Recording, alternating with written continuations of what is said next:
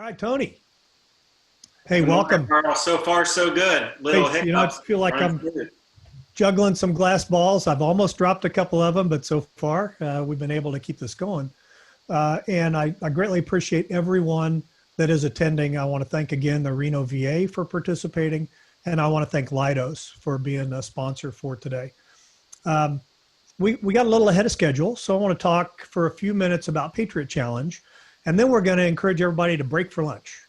And we'll be back after about an hour, and we'll launch into Leidos talking about their hiring process for veterans. So Run Ranger Run started 9 years ago when Corey Smith decided to do this phenomenal event all by himself.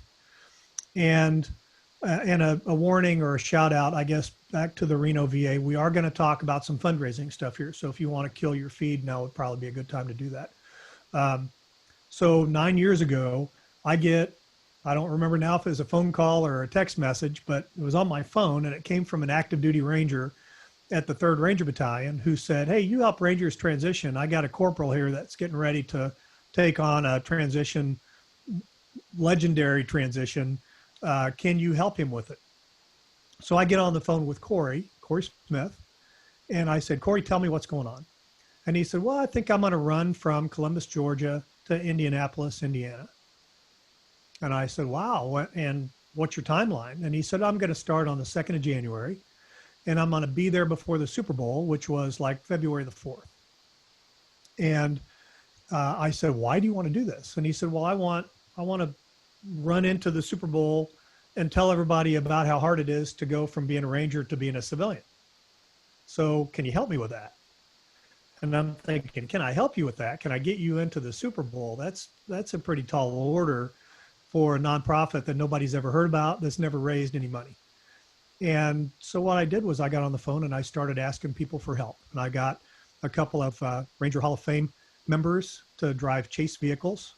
I got a Gold Star mom to pick up the phone and start making phone calls. And before you knew it, Corey Smith is being interviewed on CNN by Robin Meade, wanting to know, what are you trying to do by running? And Corey's story, and I know I'm talking an awful lot, and I'm going to let you talk here in a moment, but Corey's story, as he related to me, in effect, he wanted to be the physical embodiment of a difficult transition. And he wanted other people to know what he and some of his brothers had gone through. And he had other Rangers that had left the military before that were not doing very well on the outside. So he wanted people to know that was a thing. And furthermore, he was going through a process very similar to what I went through when I left the military, where I said, I got to put my kids above my career as a Ranger and go be a dad. So now Corey's doing the same thing. All those circumstances are a little different. Corey's doing the same thing. So he has to go into his chain of command and say, I'm not going to be a Ranger anymore because my wife says I have to leave the Army. I mean, who wants to tell their chain of command in the Ranger Regiment that? So immediately he was going through something similar to what I went through in terms of starting to lose identity, maybe taking some hits to your self-image, your self-confidence. And we went through the whole Run Ranger Run event as just Corey that first year. And he successfully got to Indianapolis before the Super Bowl. We got him not in the actual Super Bowl, but in Super Bowl Village. So we got to stand up there where all the games and stuff were going on and talk with Boone Cutler about veteran transition.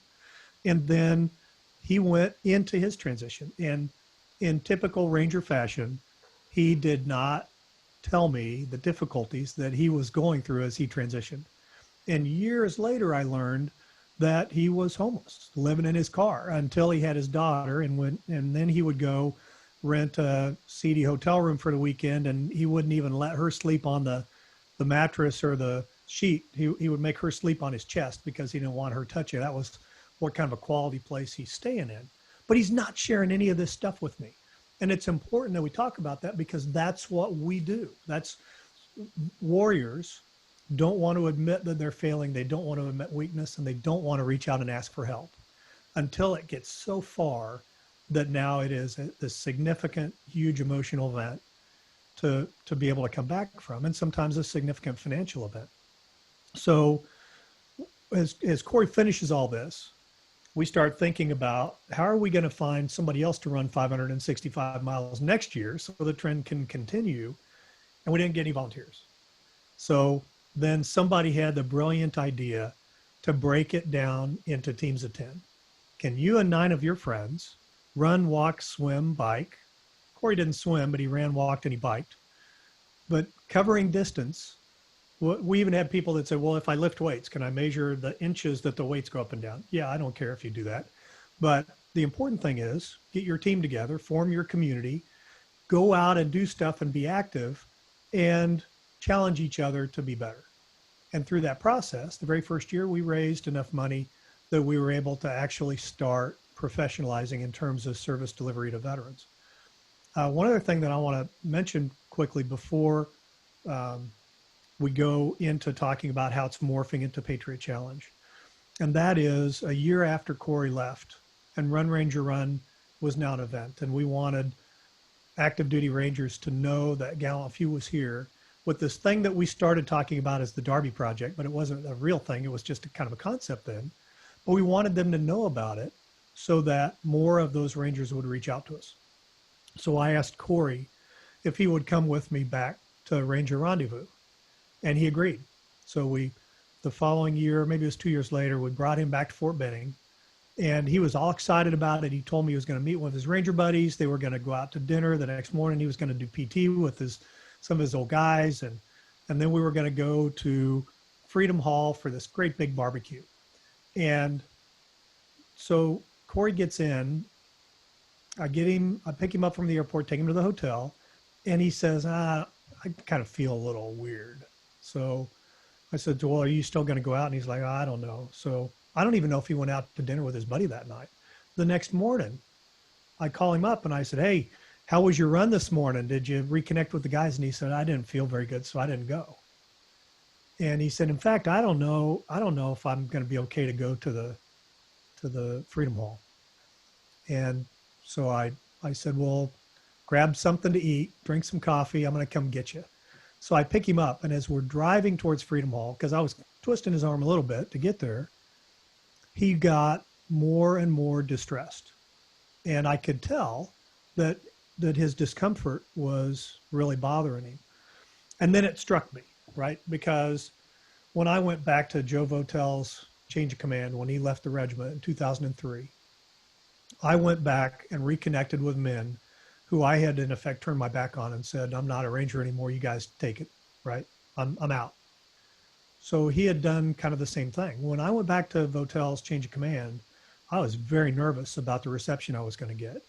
Were they going to tell me, you don't belong here, you left?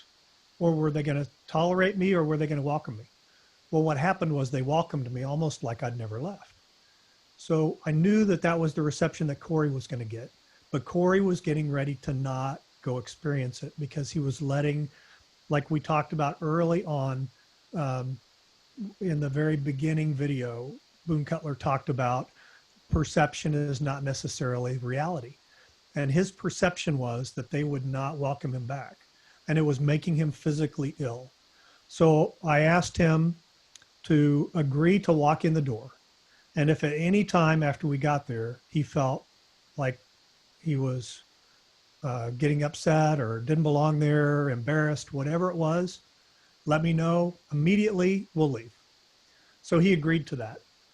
He walked into Freedom Hall, and a Ranger, Freedom Hall is like a football field big inside. All the way on the other side of it, a Ranger's like, Corey! And as Corey walks to him, they give each other a big hug in the middle of the thing. Corey's face looked like it was going to break in half because the grin was so big. And he was like that for the next 2 hours. But he would never have gone if I hadn't said, it'll be okay. Give it a try. How many other veterans out there have done that, have removed themselves from the community that is so important to them, and then don't go back because they have created a wall between them and that community? So super long introduction into the concept of Patriot Challenge. But Patriot Challenge has this vision and mission of connecting America to her veterans. It to me is very similar to connecting Corey back to the community. Would you take over here and talk about the morphing of Patriot Challenge from Ranger Run and what that means for us and the community at large? Well, Karl, the story that you told, it all started with one Patriot. One person who did reach out to another Patriot, who then came up with a plan together, brought more people on board, and has had results that have impacted countless amounts of people. It did so much more than raise this thing called awareness. Awareness is great, but it may not help somebody. And what GallantFew's evolved, for those who are learning about the organization, GallantFew focuses on one-to-one, one-on-one interaction. Part of that interaction may be connecting someone to a resource. Maybe it is that functional emotional fitness counseling with a GallantFew staff member. But the way we get at connecting America to our veterans and assisting active duty service members and veterans is one-on-one. And that takes a couple of things. It takes time, it takes talent, it takes resources. So that'd be a few things. All right, so as I morphed and retired, I very much wanted to be part of the fundraising effort. Because of my background, I understand what it means to separate folks from their money. I come from a Christian background. Raising funds is actually, money is mentioned more than love in the Bible. So follow with me if you're not a spiritual person. I found that extremely interesting. And what I realized is where you put your treasures, you're also going to put your interest. So you can put a yellow ribbon on your car, you can talk about supporting the troops, and you can raise a flag. But when you're actively involved in something and writing a check and participating financially, that is active involvement. You start to care. And you're going to follow what GallantFew does because you invested and made a personal sacrifice to do it. Well, what we learned about the one-on-one interaction, the one-on-one gains trust. Everything after that is community. So with Patriot Challenge, we actually made a move last year to try to really get everybody on teams to not participate in this as an individual. And the move to Patriot Challenge was actually done with one person's approval, and that was Corey Smith. We said, Corey, we believe through some market research that we can get more people involved by participants, which will help more service members and veterans if we do something a little more unifying than have a title of event that has run in it twice, right, which is something that not everybody likes to do, right, that doesn't have a black and gold collar scheme, which is pretty much associated, we would like to say, with Rangers. For everybody else, that's the United States Army, right, and no one else. And as we moved into Patriot Challenge, we've taken the lessons learned. And so now to really honor Corey's commitment in his initiative, our teams have that 565-mile goal. And teams of 10 that complete 565 miles together, after they raise $1,000, we're doing something that's never been done before in the history of veteran fundraising. And that's called the Patriot Program Incentive. We're going to give money back. And we're doing it for some pretty obvious reasons. We're going to get more participants. For any of those local organizations who've ever tried to run a 5K, that can be a horrendous event. So we're taking our fundraiser. We're going to bring more people in, make it a turnkey event for folks.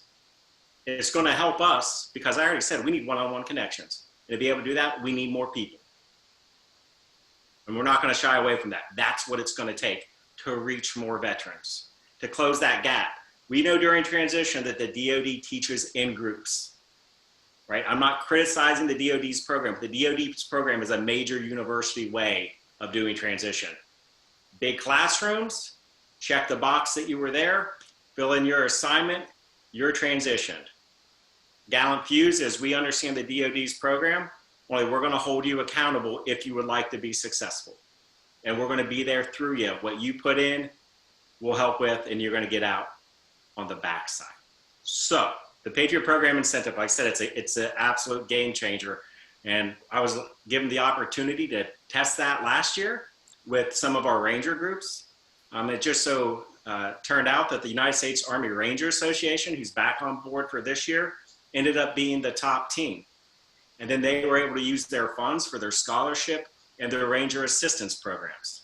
So as a ranger, I'm very happy that the top team, when I know that there's a ranger in need, I know an organization who may be able to support them, right? So this is a virtuous cycle of how we're doing it. And it's really, Karl, I would say thanks to you, it's kind of the GallantFew model, right? We've got to bring people in, you never keep people out, and you provide value for folks. So that's a little bit what we're about. And patriotchallenge.org has more information, but I'm at tony@gallantfew.org as well. I answer one-on-one conversations. Can our company do this? Can my Eagle Scout use this program? We're going to, as a commander would never tell his JAG to get to yes, or his lawyer to get to yes, but we're going to get to yes. We're going to get more people involved. And it happens in February. That's when the main event occurs. But registration's open now. But going back to the U.S. Army Ranger Association, think what happened at the end of February, right? COVID hit. And so we're in a position where we just came off of a Run Ranger Run. This year was not quite at the same level as the year before, but it's really close. But then we took $19,000 of that and donated it back to an organization that participated, right? It was a, number one, it was a test for us. Well, do you have integrity? Are you going to do what you said you were going to do? But number two, that gave them resources going into a time when it got pretty bare. So when we're able to work together, when the community is able to work together, then we're able to help each other in ways we don't even imagine, we don't even know. And it's easy. So if you have not participated in Run Ranger Run in the past, please check out what Patriot Challenge is. Go to patriotchallenge.org. If you are a past Run Ranger runner, come on to Patriot Challenge and let's continue to build this and do even more connecting America to our veterans. So we're coming up on the end of the hour. Is there anything else, Tony, that you'd like to tell everybody regarding Patriot Challenge? Tomorrow, we're going to talk Darby Project and the work that you're doing with the Ranger community. But in terms of Patriot Challenge, anything else today? I just leave it with, if there's anybody whose interest is piqued by the Patriot Program incentive and wants to know how their organization, school, business can participate, please contact me at tony@gallantfew.org, and I'll be happy to discuss some options. And we might come up with something brand new specifically for your organization. Outstanding. Well, Tony, thank you.